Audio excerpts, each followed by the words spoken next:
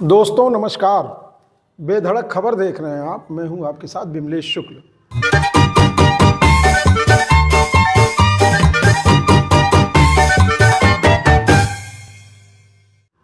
लोकतंत्र के 4 स्तंभ कहे गए हैं, जिसमें न्यायपालिका है, जो न्यायपालिका मतलब अदालतें, कार्यपालिका इसको आप सरकार कह सकते हैं, विधायिका हमारी संसद है, और जो राज्यों के विधानसभाओं में बैठने वाले लोग हैं ये विधायिका के अंतर्गत आते हैं।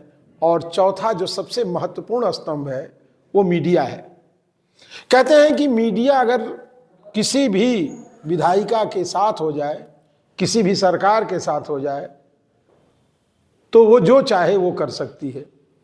हमारा देश भी इस समय बहुत संकट के दौर से गुजर रहा है, और इस संकट के दौर में ये चारों स्तंभ करीब करीब पिलपिले हो चुके हैं, कमजोर हो चुके हैं और ढहने की स्थिति में हैं। आज़ादी के बाद से अब तक का अगर आकलन किया जाए तो आप देख सकते हैं कि बहुत कुछ बदल गया है।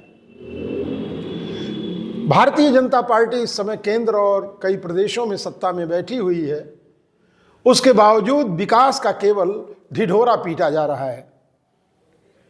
एक कहानी है शामिल बाजा की, इस कहानी को कभी और बताएंगे आपको।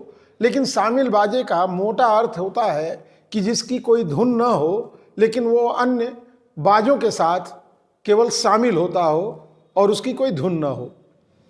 हमारे देश में बहुत सारे लोग शामिल बाजा के रूप में हो गए हैं, और इसका मूल कारण है अशिक्षा, अज्ञान। अशिक्षा और अज्ञान के चलते हमारे पास ये क्षमता नहीं रह गई है कि हम किसी भी बात पर विचार करके कोई अपना पक्ष और निर्णय रख सकें। इसी के चलते देश की दुर्गति और ज़्यादा हो रही है।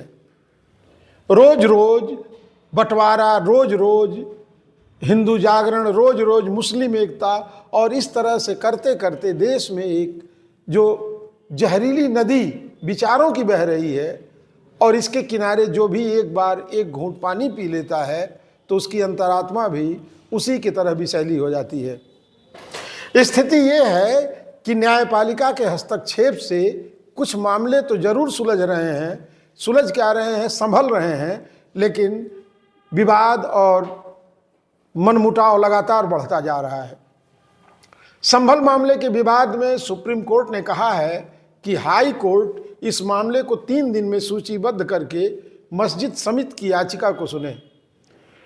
ट्रायल कोर्ट को कोई आदेश न देने का आदेश देते हुए उसने कहा कि मस्जिद समिति हाई कोर्ट जाए और सरकार शांति और सद्भाव बनाए रखे।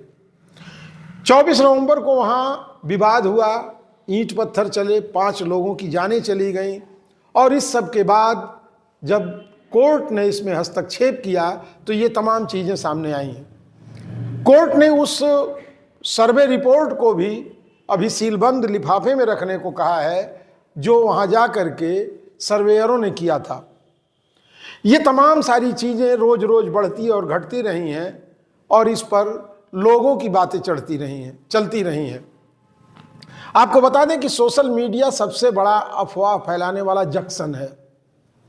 आप घर बैठे सोशल मीडिया पर अपनी बात अच्छी या बुरी कुछ भी रख सकते हैं, और उस पर लोग अपने घर पर बैठकर, अपने कमरों में बैठकर, अपनी चारपाइयों पर बैठ करके उसकी प्रतिक्रिया भी दे सकते हैं। उल जुलूल के बयान, उल जुलूल की प्रतिक्रियाएं इस तरह के मामलों को बढ़ाती हैं। जिला प्रशासन को शीर्ष कोर्ट ने तटस्थ रहने का आदेश दिया है। समिति ने सर्वेक्षण पर कई सवाल उठाए हैं, और उस शाही मस्जिद और मंदिर के विवाद को अभी लिफाफे में बंद रखने के लिए सुप्रीम कोर्ट ने निर्देशित किया है।